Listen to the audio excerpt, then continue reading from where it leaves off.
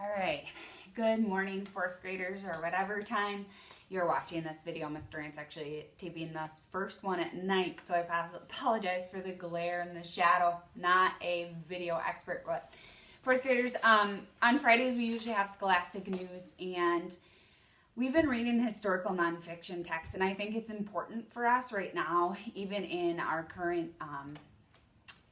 world, to talk about the coronavirus and how we respond as students being away from school, and also how we respond as Christians and in our faith life.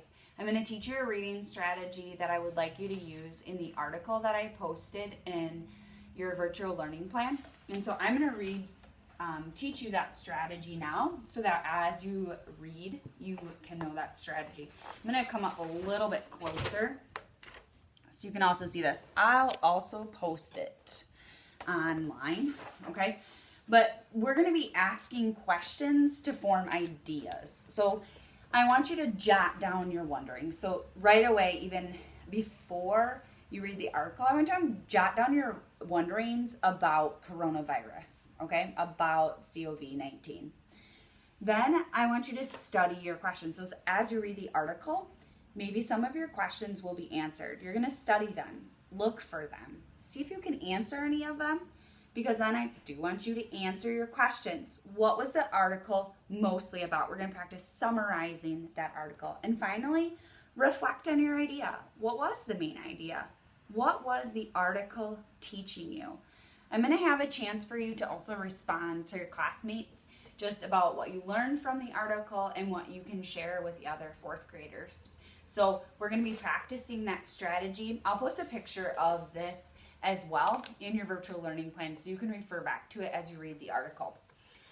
The last thing that I want to talk about is 10 tips to reduce COVID-19 anxiety. So you might be feeling a little bit stressed. There are a lot of things going on in our world, and we need to rely on our faith, most importantly.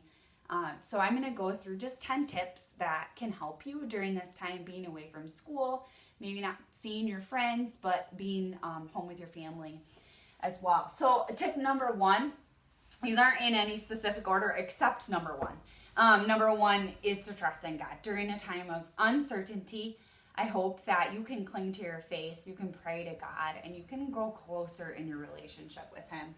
Second, you can maintain digital connection. So digitally, because we're supposed to be social distancing ourselves, so that could be through FaceTime. We've done that through Zoom. You could do that through Google Chat, or maybe you're going to call a friend. So those are ways that we can stay digitally connected, still maintaining social relationships. Third, your thoughts and behaviors. So focus on things you can control. We can't control coming back to school or things that are being canceled. So instead of dwelling and focusing on those things, what are the positive things that we can think about? Fourth, keep the big picture in mind. This isn't going to last forever. It might seem like that, but we will get through this. So keeping that in mind, this is temporary. Might be longer than we thought, but it is temporary. Fifth, listen to reliable sources of news. There's so much news going around. Use your parents, ask them to guide you. Don't just believe anything that you hear, as a lot of different news goes around. Six, model peaceful behavior for those around you.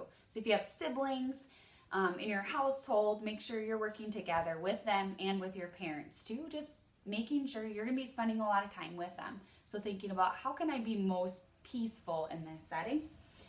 I want you to spend time with your family. This is a great opportunity to spend a lot of time with your family, playing games, doing crafts, maybe singing a song, having a dance party, a movie night, just growing in your relationship with your family.